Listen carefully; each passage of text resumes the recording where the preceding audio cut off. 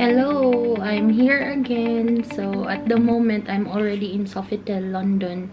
I'm sorry, Sofitel Gatwick. So I'm in my managed quarantine hotel. This is my day 3 already, and I'm supposed to be on quarantine for 10 days. So what I will talk about today is about my preparations before I flew from Manila to, even from Bukidnon to Manila, and then Manila to London. So it's quite a very difficult time to travel. It was a very difficult time for me and for the whole family, because that's why I also want to give a shout out to my family, to my sisters and to my brother-in-laws, who were really there for me to help me get through the quarantines and all the travel requirements. So we're gonna make it short, and I'm going to give you, I cannot promise to make it short because there's so many things I want to share with you, because I really want to help those who also have those who are also about to travel. And this will give you an idea on how difficult it is, but it was all worth it. I just want to give you a view of what is actually happening on the ground, and it's quite easy to just read about it sa social media and what you're going to prepare, but I will share with you what I really did so that it was smooth sailing for me. Okay, first things first. So because ang Philippines ay ngayon divided, different areas, different protocols, because some are on MECQ, some are on GCQ, and I even up to now confused ako sa mga mga rules na yan. But the main thing is, I think you've seen my vlog already before, na the main thing is ano yung kailangan mong gawin. So you have to make sure you know kung ano ang status ng place mo. So for me, sa Bukidnon, by the time na nag-travel ako from Bukidnon to Cagayan de Oro, it was on the same day nag-change ang rules. So fortunately, sa Bukidnon to Cagayan de Oro, maraming mga ways to go to Cagayan de Oro. So maraming mga we have used a private vehicle. So iba yung daanan ng public vehicle transport, yung mga bus or anything that you can use from Bukidnon to Cagayan. Iba din yung sa private, kasi may choice ka kung saan ka dadaan. So where we pass through, I'm going to show you some clips of it, maybe in my future vlogs about Bukidnon, because it was so beautiful. I want to show you what Bukidnon is like. So, but these are some clips that I have taken, and minimal ang mga checkpoint, but there are still some checkpoints. So what they actually asked for me at the time is ang S-Pass, which is an app na gawin mo na yung app na yan when you fly from Manila pa lang papunta sa place mo on the beginning of your journey. Yung pagdating mo pa lang login ka na ng S-Pass, and that they needed. And then Higala app in Cagayan de Oro, because specifically Cagayan de Oro has this Higala app that they want you to have on your phone. And my sister, Manang Matet, what she did was, because you just need the barcode anyway, the QR code yung nandun sa Higala app. So siya pinint na yung Higala app with her, because with the Higala app QR code, they will also ask for your ID. So she made it like an ID, so it was so easy. Kung merong naghahanap ng QR code, yun lang pinapakita niya, and it was so convenient. You don't have to open your phone, kasi minsan wala ng battery yung phone mo. Also, how are you gonna open your QR code? So maganda yung ganun na ginawa ng sister ko, na pinint niya lang, tapos meron din siyang ID doon sa parang ID holder niya, So anytime that someone will ask, because you need to use it anywhere you go sa Cagayan de Oro, when you go to any establishment, they will ask for it. In SM, when we went in, they asked for it, and they asked for my ID as well. So I had to take out my passport because I didn't have any valid Philippine ID na. Wala na akong valid na Philippine ID except for my passport. So that's what I had to do. It was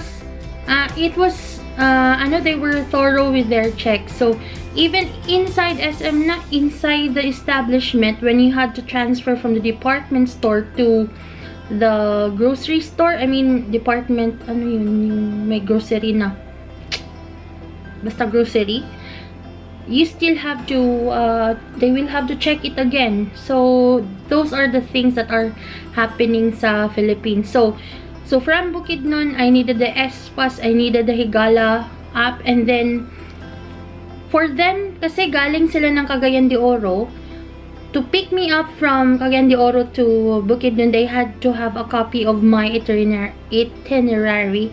Yung copy ng aking flight na Cagayan to Manila, and then Manila to London. So they had that with them. So at saka copy ng aking passport. So they were able to fetch me from Cagayan, from Bukidnon, from Cagayan to Bukidnon, then Bukidnon to Cagayan. So now nasa Cagayan de Oro na ako.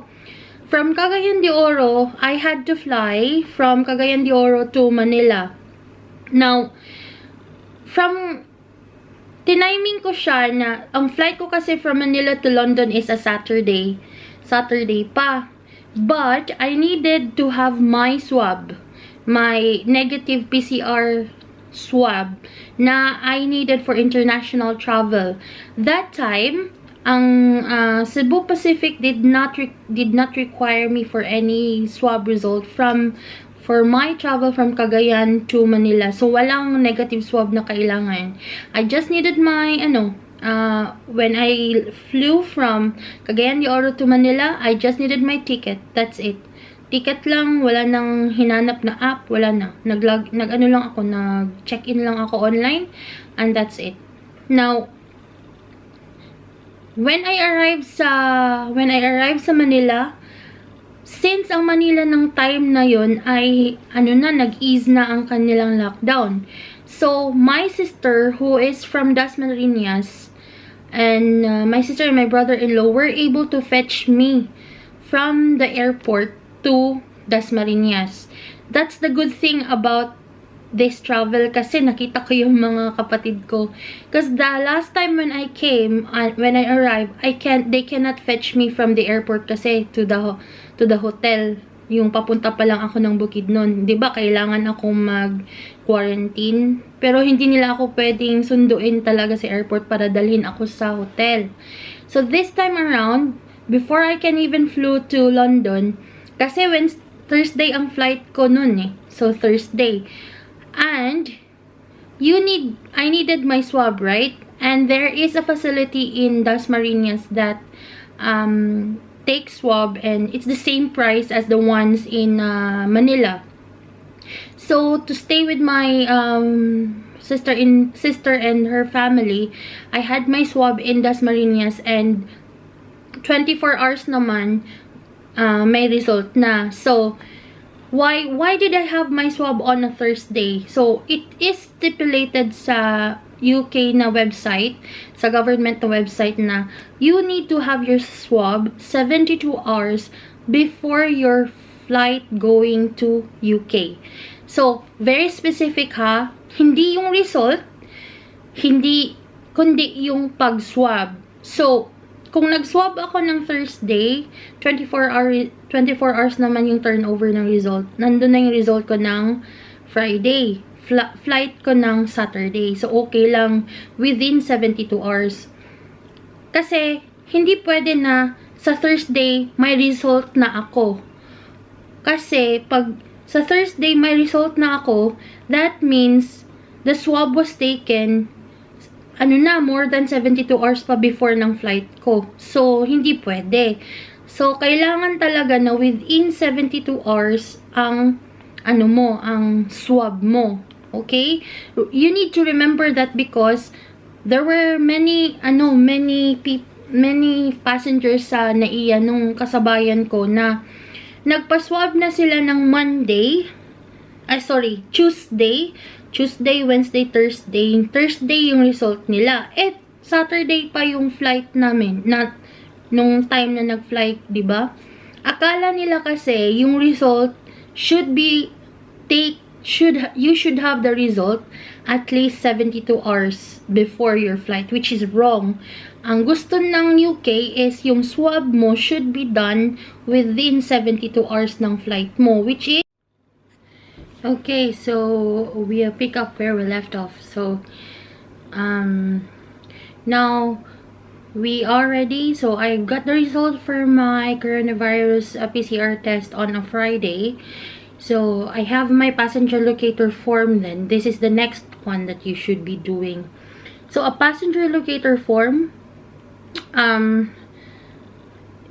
this will have your details. You must provide your details here, and you need I will put the link in the description box. So the passenger locator form, you should be able to fill this in within 48 hours of your arrival.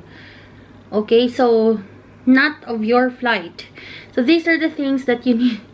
So many things na dapat tandaan, no? So I'm reading on the website what you need to do before you arrive in England. So take a COVID test ang sinabi, then book a managed quarantine hotel. Tapos yung passenger locator form, where you need to quarantine. Which will indicate where you will need to quarantine. So yung passenger locator form, it says here, when should you fill this in? Ang passenger locator form. So actually, I searched for, kasi there were so many times I tried to fill it in, pero parang hindi pwede. So, sabi ko, siguro there is a specific time. So, sabi nila, you can submit the form, sabi ng UK government website, you can submit the form anytime in the 48 hours before you arrive. Hindi yung flight mo to UK, but before you arrive. So, in my case, I will arrive sa UK time 6 in the morning ng Sunday. Therefore, pwede lang akong submit ng passenger locator form 48 hours before that UK time. So, yun. Ginawa ko yun. Kaya, nagkaroon ako ng passenger locator form. So, next is I've got the tatlong forms, no? Passenger locator form, yung negative PCR test, and then, yung confirmation of booking mo sa managed quarantine hotel. Kailan mo naman to magagawa ang confirmation mo sa confirmation booking? So, ito naman, ang booking mo, you need to do this. Diba, you come from, ano ba yan? Nasaan na yun? Okay. Diba, we come from a red list country, ang Philippines. Therefore, you need to do this within 14 days period before your arrival. So, 2 weeks prior to your arrival, pwede ka nang mag-book ng quarantine hotel. The booking will include your hotel, your quarantine transport, and travel tests for COVID test for 2 tests. And day 2 at day 8 of quarantine. Ito. What I wanted to make sure is, yung nag-book ako nito, I booked my managed quarantine hotel May 18. And I had a hard time kasi once yung final step na i-click ko na siya, walang available na hotel. Now, you cannot choose. There was no option for me, nung nag-book ako. There was no option to choose which hotel ka mapupunta. There was no option. At least sa aking yung paggawa ko, hindi ako binigyan ng choice kung saan ako magpapa-quarantine. All of them costs 1,750. 1,750 pounds. Hindi pesos. Sana pesos, but pounds. So, 1,750 pounds. And, isang bayad lang yun. Meron palang choice na parang 12-month installment. So, if you want, you can just have a look sa website kasi meron dong choice na pwede ka palang mag-qualify. Kung pwede kang mag-qualify ng 12 months installment ang bayaran mo ng hotel quarantine. Nang pwede ka namang, may option naman siya na you can actually cancel it basta before you fly sa UK. I think it's 48 hours prior to your flight. Yun ang parang naalala ko. Basta just check on it. Kasi, yun. So, I booked myself. Only when you finish clicking, you will receive an email and it will tell you where you will quarantine. Ngayon, nakalagay doon sa akin, hindi, this is where I think I really did not check kasi nakalagay doon Sofitel Gatwick. Sa akin, hindi ko na naisip na halaka, Heathrow pala ako, ang layo na ng Gatwick na taga-Harrow lang ako eh. So, bakit ako sa Gatwick quarantine? Pero naman pala parang walang choice naman pala na i-choose mo kung saan ka mag-quarantine. Parang ganun. I did not remember that I had to choose which hotel I should book myself into. Basta binayaran ko lang, nag-click lang ako, tapos binayaran ko. And then yun, meron na akong booking. So, what is important is that on that email ng saan yung confirmation mo ng hotel, merong specific number doon, reference number, na yun din ang ilalagay mo sa passenger locator form. That is what is very important. Kasi yun ang chine-check nila na sa passenger locator form mo, nagko-correspond yung nandoon sa booking mo ng hotel. So, nung nag-login ka para sa, when you are filling up your passenger locator form, you are actually going to use that specific number, reference number, na nasa confirmation email mo for the hotel. Okay? So, make sure na ko-correspond yung dalawa kasi yun ang chine-check nila. So, 3 things you need. Okay? Na hahanapin which is also stipulated sa website. Negative mo na test na during 3 days before you travel, yun. Yung managed hotel mo na booking, and then yung passenger locator form mo. Okay? 3 things. Sige, so now, I will tell you, pagdating ko sa airport, so pa-fly na ako, Saturday morning na. Pa-fly na ako, naglinya na kami doon sa Gulf Air. First check nila, so pagdating pa lang, papasok pa pala ng NAIA, hanapan ka na ng negative swab. So ako lang naman, kasi ako yung passenger, hinanapan ako. Bago ka pa lang pumasok, yun, hinanapan ka na ng negative swab. Then when you are inside, this is what I really advise you to do, okay? Hindi naman nila sinabi kasi na you need to print out or you need yung mga forms. So parang para sa akin, mas madali kung i-print out mo na lang sila, yung may printed copy ka talaga, hard copy. Wag yung nasa phone. Ang hirap kasi, because first things first, they need to come to you. Yung social distancing, hindi mo na mafa-follow kasi they have to look at your phone, right? Next, it's very convenient kung i-pull out mo lang sa bag mo, oh, ito yung form, ito yung ganito. Okay? So, number 1 ko talaga yan na advice sa inyo na magta-travel, print out all those forms. Wag i-ano sa phone lang. Then, next, so naglinya na kami sa Gulf Air. Okay, I arrived, just come early because ang daming checks. Yun lang sinasabi ko. So, when I arrived, naglinya na kami. Whilst on the line, may nag-check na ng forms namin, yung 3 forms ulit. Chine-check na nila against your passport.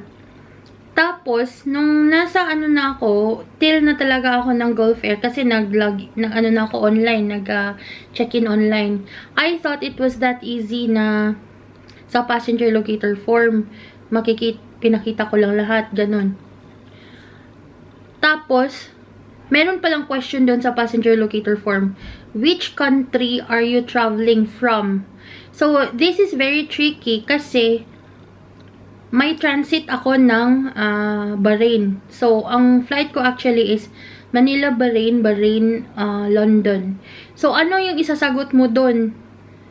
Kasi, pwedeng Bahrain agad. Kasi, Bahrain naman talaga yung directly saan ka galing kasi nag-transit ka nga doon. Pero sinabi doon sa Gulf Air na hindi, dapat Philippines ang ilagay mo kasi doon ka nagstay longer. So, yun ha, tandaan mo pag ano ka ng passenger locator form, when it asks you, which country did you travel from? Place, Philippines. Yun ang sinabi ng Gulf Air sa akin. Then, eto na, I had my boarding pass. So, next part, nag-fill in pala kami ng immigration card. Okay? Nag-fill in ako ng immigration card. Lahat kami nag-fill in doon. Habang nakalinya kami, binigyan na kami ng immigration card, yung green form na maliit. So, nakalinya na kami. Nakatapos na ako ng boarding pass. Punta na ako ng immigration. Yun yung last na, 'di ba, na check. Nakalinya na ako doon. Then, paglinya ko, doon, sinabihan ako ng immigration officer, where is your declaration form? Sabi ko, I'm sorry, I don't have that form. Sabi niya, this form. So, I will put it in the description box. Isang form from the Bureau of Immigration na parang declaration yun ng pag-travel mo. Taking all the risk while, yung following IATF na rules, ganun. Different ang form ng OFW, different ang form ng non-OFW or mga balikbayan like mga returning Filipinos gaya ako.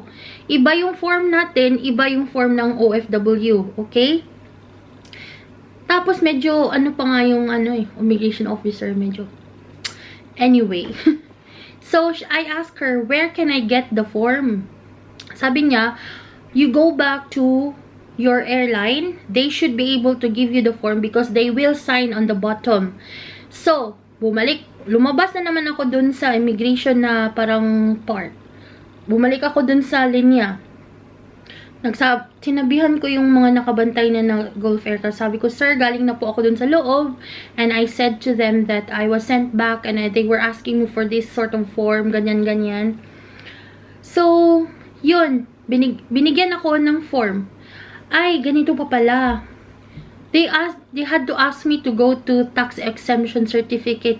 So, I had to get away from the till pala. Bago ko pala nakuha yung aking boarding pass, pinakuha mo na ako ng tax exemption certificate doon sa kabilang till na naman. Malayo doon sa Gulf Air na till. So, that's fine. I did not know na kailangan pala ng ganyan. So, yun pala, pagpasok mo, bago ka pumunta sa kumuha ng boarding pass mo, kumuha ka muna ng tax exemption certificate na mga non-OFWs. Bibigay mo lang yung passport mo at saka yung sabihin mo na saan ka papupunta. Tapos yun, pwede ka nang bumalik dun sa till. So, yun, binigay ko lang yun. Tapos, binigay ko sa airline yung tax exemption certificate. So, balik na tayo. Bumalik na ako sa immigration side. Hindi na ako bumalik dun sa window na yun. Naghanap na ako ng ibang window kasi medyo yung officer. It's okay. So, pumili na ako ng ibang till yung wala masyadong tao. Ayun lang, tinanong nila ako ng OEC. Sabi ko, I'm sorry, hindi po ako OFW, returning Filipino po ako. Sabi niya, okay. They asked for my visa then. My visa for UK. So, binigay ko lang yung BRP ko. Tapos, tinignan nila ulit yung 3 forms. At saka, go na. Next is, the last one is, before, the check before you go inside yung mga duty free na. Meron na namang immigration officer doon. Ulit na naman. Check na naman kayo kung nasan yung forms nyo, yung negative swab nyo, ganyan. Isa na namang check doon. So, ang dami talagang checks. Tapos, kaya advice ko, huwag kayong masyadong maraming may hand carry. Kasi medyo maraming check, maraming times na kukunin yung papeles nyo. Kaya yun, advice ko sa inyo, huwag kayong mag-travel na maraming hand carry. Tapos yun, papasok na, yun, doon na kami sa flight na papuntang Bahrain. Okay, pagdating ng Bahrain, before, so layover. Before pa lang, mag-fly na naman going to UK, 'di ba, usually, ibibigay mo lang yung boarding pass mo, tapos pasok na kayo ng plane. Dito sa Bahrain na naman, meron na namang another immigration check. In this check, meron na, chinek na naman yung, of course, passport, visa, at saka yung 3 forms na naman. Manage hotel booking, yung negative PCR test, at saka yung passenger locator form. So, check na naman bago nakapasok doon sa mga hihintayan mo bago pumasok ka ng plane. So, ang dami talagang checks. So, advice ko, again, konting bags lang para hindi ka mahirapan. Okay, I will do another vlog yung pagdating sa UK at saka yung quarantine. Alright, see you! Bye-bye!